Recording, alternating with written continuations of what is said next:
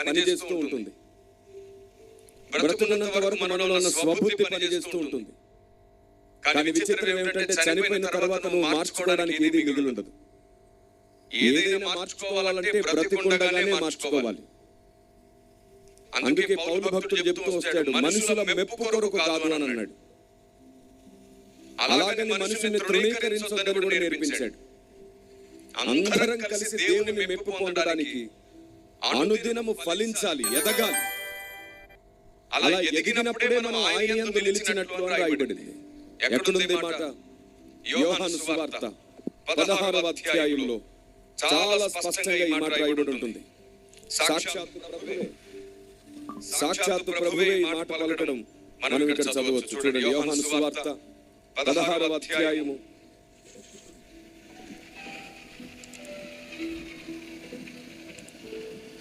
చూడండి 9వ వచనం. లోకులు విశ్వాసముంచలేదు గనుక పాపమును గూర్చియు నేను తండ్రి యొద్దకు వెళ్ళడమే లేక నన్ను చూడరు గనుక నీతిని గూర్చియు ఈ లోకాధికారి తీర్పు పొంది ఉన్నాడు గనుక తీర్పును గూర్చియు ఒప్పుకొనజేయును. ఆయనను విశ్వసించలేదు, ఆయనను నమ్మలేదు చాలా మంది. వారికి మిగిలిన ఫలితం ఏమిటి? అంధకారం. మరి ఆయన్ని నమ్మిన వారు ఫలించకపోతే మిగిలేదేమిటి? తృణీకారం. ఆయనను గుర్తించని వారికి మిగిలేది అంధకారం అయితే, ఆయన యందు విశ్వాసం ఉంచినా ఫలించకపోతే మిగిలేది తృణీకారం. అంధకారానికి తృణీకారానికి పెద్ద తేడా ఏమున్నట్టు అంటే, అంధకారంలో ఉన్నవాడికి పరలోకంలో ప్రవేశం ఉండదు, కానీ తృణీకరించబడిన వాడు ఒకవేళ పరలోకానికి వచ్చిన ఓ మూలనే ఉంటాడు. వాడికి పెద్ద విలువ ఉండదు. బహుమానం పోగొట్టుకుంటాడు, కిరీటం పోగొట్టుకుంటాడు, దేవుని మనసులో చోటు కూడా పోగొట్టుకుంటాడు. అందుకే నేను చెప్తున్నాను, ఆస్తి అంతస్తులను బట్టో హోదాలను బట్టో విర్రవీగక మన ఆత్మలను అలంకరించుకోవడానికి, వృద్ధి పొందడానికి కావలసిన అతి ప్రాముఖ్యమైన దేవుని ఆలోచన విధానం కొరకు మొరపెడితే ఆయన అంటున్నాడు, నాకు మొరపెట్టుము, నేను నీకు నిగూఢ సంగతులు బోధిస్తాను. ఇదే యోహాను సువార్త 15వ అధ్యాయంలో క్రీస్తు పలికిన మరొక మాట మీరు గమనించి చూడండి ఒకసారి. 4వ వచనం నుండి చదువుదాం. నా యందు నిలిచి ఉండి మీ యందు నేను నిలిచి ఉండును. తీగ ద్రాక్షలో నిలిచి ఉంటేనే గాని తనంతట తాను ఎలాగూ ఫలింపదో అలాగే నా యందు నిలిచి ఉంటేనే గాని మీరును ఫలింపరు. ద్రాక్షలను నేను, తీగలు మీరు. ఎవడు నా యందు నిలిచి ఉండునో, నేను ఎవరి యందు నిలిచి ఉండునో వాడు బహుగా ఫలించును. ఇప్పుడు చెప్పండి, క్రీస్తునందు మనం ఉన్నామన్నది నిజమైతే మన జీవితంలో ఏం ప్రారంభమవుతుంది? అలా మౌనంగా ఉండకుండా అడిగినప్పుడు చెప్పడం నేర్చుకోవాలి. క్రీస్తునందు మనం ఉంటే మనం ఫలిస్తాం. మనం ఫలించట్లేదంటే మనం క్రీస్తునందు లేం, లోకంలోనే ఉన్నాం. క్రీస్తునందు ఉంటే ఫలిస్తే ఎలా తెలుస్తుందా ఫలింపు? దాన్ని తెలుసుకోవడానికి ముందు ఇంకొక వచనం కూడా చూడండి మీరు ఇక్కడ, 8వ వచనం. మీరు బహుగా ఫలించుట వలన నా తండ్రి మహిమపరచబడును. ఇందువలన మీరు నాకు శిష్యులగుదురు. ఈ మాట విన్నారా? మీరు బహుగా ఫలించుట వలన తండ్రి మహిమపరచబడతాడు. ఇందుమూలముగా మీరు నాకు శిష్యులై ఉందురు. నిజముగా మనం ఆయన శిష్యులమైతే ఫలిస్తామంట. మనం ఫలిస్తే తండ్రి మహిమపరచబడతాడు అని రాయబడింది. అసలు ఈ ఫలించడం ఏమిటి? మనం దీని గురించి తెలుసుకుందాం. మనము ఫలించాలి అంటే కుమారుడైన దేవుడు తండ్రిని గూర్చి మనకు చాలా సంగతులు చెప్పడానికి భూమి మీదకి వచ్చాడు. కుమారుడైన దేవుడు ఏ సంగతులైతే మనకు బోధించాలని వచ్చాడో ఆ సంగతులన్నీ మనకు తెలిసినప్పుడు మనం ఆత్మలో వర్ధిల్లుతాం, ఫలిస్తాం. మనం ఫలించడానికి ఏకైక ఒకే ఒక్క విత్తనం, అది వాక్యం. దేవుడు చెప్పాలనుకున్న సంగతులు మనకు అర్థమైతే మనం ఫలిస్తాం. దేవుడు చెప్పాలనుకున్న సంగతులు మనకు అర్థమైతే మనం ఆత్మలో వర్ధిల్లుతాం. ఈరోజు దేవుడు ఏం చెప్పాలనుకున్నాడో మనకు తెలియడమేమో కానీ ఒక వచనాన్ని మాట్లాడుకునో, దానికి సంబంధించిన ఒక కథ మాట్లాడుకునో, ఒక హెచ్చరిక మాట్లాడుకునో, ఓ బుద్ధి మాట మాట్లాడుకునో, కొంచెం నవ్వుకునో, కొంచెం ప్రోత్సహింపబడో తిరిగి ఇంటికి వెళ్ళిపోతున్నాం. మీలో ఎంతమంది ప్రతిరోజు 2 గంటలు ఖచ్చితంగా మోకరించి ప్రార్థిస్తారు ఇంట్లో? ఎక్కడి ఫలింపండి.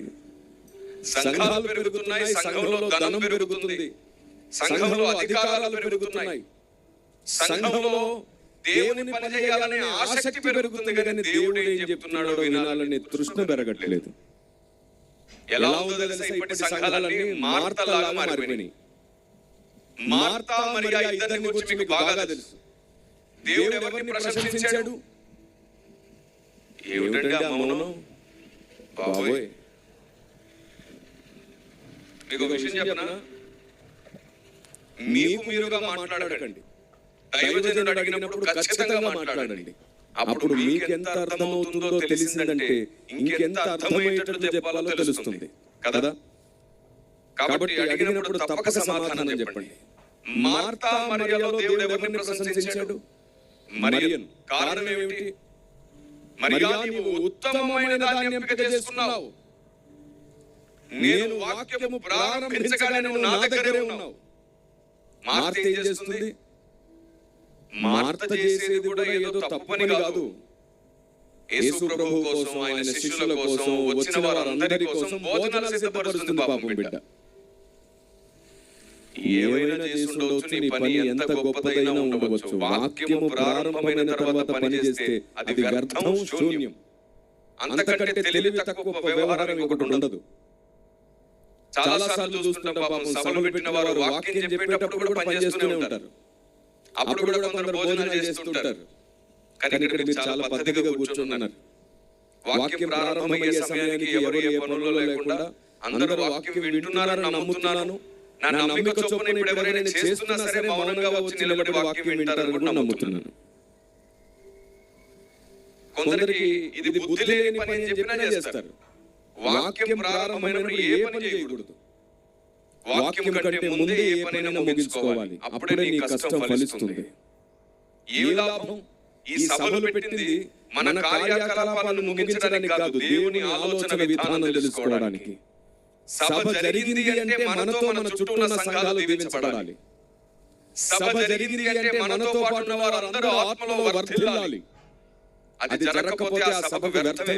ఆ సభకి ఎలాంటి లాభం లేదు. క్రీస్తునందు నీ ప్రయాస వ్యర్థం కాకుండా ఉండాలంటే అక్కడ క్రీస్తు ఉద్దేశం నెరవేరాలి. చేయెత్తి చెప్పొచ్చు కదా అదేదో. మీకు తెలుసా, మనం చిన్న పిల్లలాగా దేవుని దృష్టికి కనబడేటట్లు చేయెత్తి స్తుతిస్తూనే ఉండండి. WC నేర్పిస్తే ఇంకా బాగా నేర్చుకుంటారు అందరూ. చుట్టూ నిలబడి ఉన్నారు కదా. Praise the lord. ఆమేన్. కాబట్టి చివరి రోజుల్లో దేవుని ఆలోచన, క్రీస్తు ఉద్దేశం నెరవేర్చడానికి సభలు పెడదాం.